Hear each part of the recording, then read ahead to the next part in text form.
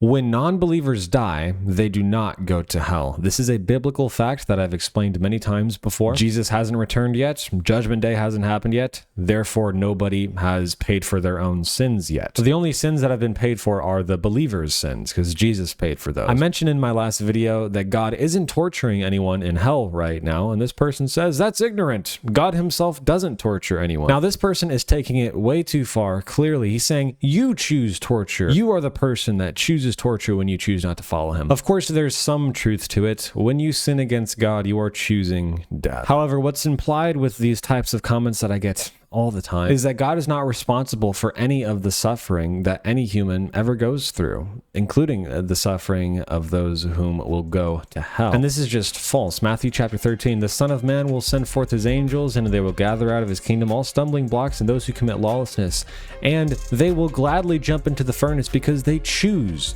to be tortured. Nope, they will be thrown into the fiery furnace. In that place, there will be happiness because they wanted this for themselves. Nope, they will be weeping and gnashing their teeth. Yes, it is God who punishes people in hell. It is God's wrath getting poured out onto them. This is all God's doing. That is a fact. It's not debatable. That's what God has spoken. What people choose is their sin, and the result of that is death, is God's wrath abiding on them. And we inherently know this. When we look at thieves stealing things at night, they do so because they don't want to get caught in the daylight. We also have to remember Isaiah 53, but Yahweh was pleased to crush him, talking about Jesus, putting him to grief. If you say that God isn't the one that punishes the wicked in hell, then you would also have to say that God isn't the one who crushed Jesus, which would cause us to conclude that Jesus didn't die for our sins and that God didn't actually pour out his wrath onto his son. But no, the good news is that Jesus died for our sins, and if you don't believe, you will die in your own sins.